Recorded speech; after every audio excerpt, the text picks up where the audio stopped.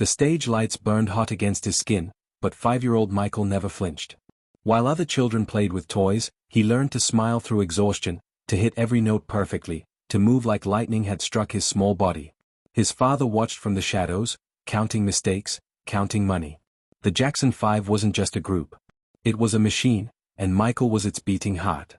Night after night, he poured his soul into songs about love he'd never experienced, dancing until his feet bled inside those patent leather shoes.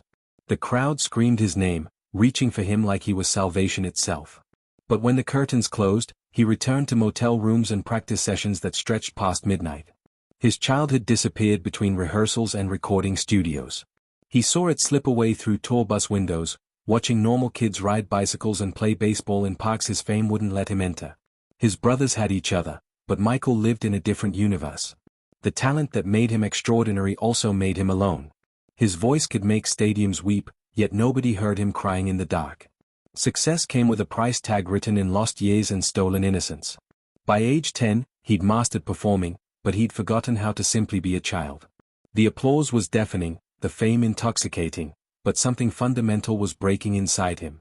He learned early that love from millions felt nothing like love from one person who truly saw you. The world adored Michael Jackson the performer, but who would love Michael Jackson the boy? That question would haunt him for decades, growing louder with each platinum record, each sold-out show, each lonely night when the music finally stopped and silence revealed what fame had cost him. Thriller changed everything. Michael didn't just break records, he shattered reality itself. The albums sold beyond comprehension, the videos became cultural earthquakes, and his moonwalk defied gravity and belief. He transformed into something bigger than human, a phenomenon that transcended music and became mythology. Every move he made was analyzed, copied, worshipped. He could fill any stadium on earth, yet he couldn't find peace anywhere. So he built Neverland Ranch, a 2,700-acre dream made real. The rides, the animals, the endless attractions, it looked like paradise. But paradise was a prison disguised as a playground. Michael filled it with everything he'd missed as a child, hoping somehow he could reclaim what was stolen. He invited children to visit because their laughter felt pure, uncomplicated by greed or betrayal. They wanted nothing from him except fun and friendship. They didn't care about his album sales or his bank account. With them, he could pretend to be normal, to experience the innocence fame had stolen. But the world watched with suspicious eyes, turning his kindness into something dark and twisted. His face changed, morphing through surgeries that tried to erase pain nobody could see. Each transformation sparked new rumors, new mockery, new cruelty. Tabloids called him Wacko Jacko, turning his struggles into punchlines for a public that consumed his art while destroying his humanity. He trusted the wrong people repeatedly. Advisors stole millions while smiling to his face. Friends sold stories to the highest bidder. Family members sued him for money. Every relationship seemed transactional, contaminated by his fame and fortune. He became paranoid, isolated, unable to distinguish genuine affection from calculated manipulation. The man who gave the world Man in the Mirror couldn't recognize himself anymore. His loneliness deepened into something clinical, something dangerous. The king of pop ruled an empty kingdom where gold records lined walls but warmth never entered. He performed for billions but lived for nobody, trapped inside a fame so complete it had consumed the person underneath. The allegations hit like a nuclear bomb, obliterating everything. In 1993, a child's family accused Michael of unthinkable acts. The man who dedicated his life to bringing joy suddenly embodied everyone's darkest fears. His defenders pointed to his charity work, his gentle nature, his lifetime of giving. His accusers painted him as a predator hiding behind fame. The truth drowned beneath a tidal wave of speculation and sensationalism. Michael's world imploded. The investigation consumed him, stripping away his dignity piece by piece. Police photographed his body, searching for evidence like he was a crime scene instead of a human being. The media circus turned vicious, presenting him as guilty before any trial began. Late-night comedians made jokes. Newspapers ran headlines that presumed the worst. His music videos disappeared from television. Endorsement deals evaporated overnight. Everything he'd built across 30 years crumbled in 30 days. He settled the case financially, a decision that saved him from criminal charges but condemned him in public opinion. People interpreted the settlement as admission, proof that money could buy silence but not innocence. His reputation never recovered. The man who'd sung about healing the world couldn't heal himself from wounds that wouldn't stop bleeding. He tried to move forward, to keep creating, to prove his worth through artistry. But the stain remained, spreading across everything he touched. Performances felt desperate now, like he was constantly auditioning for redemption. His music grew darker, angrier, reflecting a soul that had been dissected for entertainment.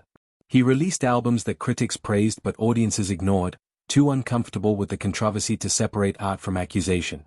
Another case emerged in 2003, bringing fresh charges, another trial, another media-feeding frenzy. This time he fought in court, enduring months of testimony that laid bare every private moment. The jury found him not guilty on all counts, but victory felt hollow. The legal system declared him innocent, yet public perception had already convicted him. He left that courtroom vindicated in law but destroyed in spirit, knowing that some stains never wash away no matter how many tears you shed trying. After the trial, Michael became a ghost haunting his own legend. He fled America for foreign countries where people still remembered his magic more than his scandals. Bahrain, Ireland, Las Vegas, he drifted through luxury hotels and borrowed mansions, never settling, never finding home. The money that once flowed like rivers ran dry. Neverland fell into foreclosure, its rides rusting, its magic dying. Decades of mismanagement and betrayal by financial advisors left him drowning in debt that reached hundreds of millions. The man who'd once commanded any price for a performance now struggled to pay basic bills. He sold his most precious asset, his share of the Sony ATV music catalog containing Beatles songs, just to survive. His health deteriorated dramatically. Years of prescription medication to manage pain, insomnia, and anxiety had created dangerous dependencies. His body, once electric with energy and precision, moved slower now, creaking under the weight of damage both physical and psychological. His skin looked paper-thin, stretched over bones that seemed too prominent. His eyes, once bright with mischief and joy, appeared haunted, distant, already halfway to somewhere else. He rarely left his room, living nocturnally, sleeping through days and wakening only when darkness fell. His children, Prince, Paris, and Blanket, provided his only real connection to life, the only pure love he trusted completely. He protected them fiercely, covering their faces in public, desperate to give them the normal childhood he never had. But even his parenting faced criticism, people questioning his methods, his fitness, his every decision. Then came the announcement that shocked everyone: this is it, a 50-concert residency at London's O2 Arena. Michael's comeback, his chance to prove he remained the greatest entertainer who ever lived. The press conference showed a fragile figure, speaking softly about giving fans one last gift. Tickets sold out instantly, breaking records again, proving his power endured despite everything. Behind the scenes, rehearsals revealed the truth. Michael struggled physically, arriving late, sometimes seeming confused or disconnected. But when the music started, glimpses of the old magic flickered through. The genius hadn't died completely. It just needed coaxing from a body and mind that had endured too much for too long. June 25, 2009. The day the world stopped to mourn a man it had spent years tormenting.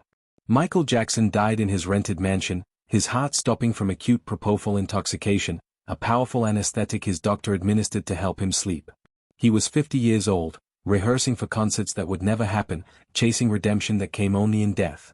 The outpouring of grief was instant and overwhelming. Millions gathered in streets across the globe, holding vigils, playing his music, crying for a man they suddenly remembered loving. Television networks cancelled programming to broadcast tributes. Radio stations played nothing but his songs for days. The internet nearly crashed from the traffic of people searching his name, sharing memories, expressing shock and sorrow. His memorial service at the Staples Center drew 1 billion viewers worldwide. Stars who distanced themselves during his trials now praised him as a genius, an icon, an irreplaceable loss. Fans lined up for miles to pay respects, some traveling from distant continents just to stand near the place where his body lay in a gold-plated casket. The very tabloids that had demonized him now canonized him, suddenly remembering only the magic, conveniently forgetting the mockery. And in this avalanche of posthumous love, a terrible truth emerged. The world loved Michael Jackson the legend, the music, the moonwalk, the legacy. But who had loved Michael the person when he desperately needed it? Who protected him from exploitation, from addiction, from isolation that killed him long before his heart stopped? He gave everything to a world that took and took until nothing remained. His music brought joy to billions, his dancing inspired generations, his charity helped thousands. He asked only to be understood, to be loved for who he was beneath the fame. Instead, he got worship from afar and cruelty up close. The tragedy wasn't just his death. It was that love finally came when he couldn't feel it anymore, when flowers covered his grave but couldn't reach his heart. He gave the world everything, but the world gave him back only after he was gone, when love meant nothing but regret.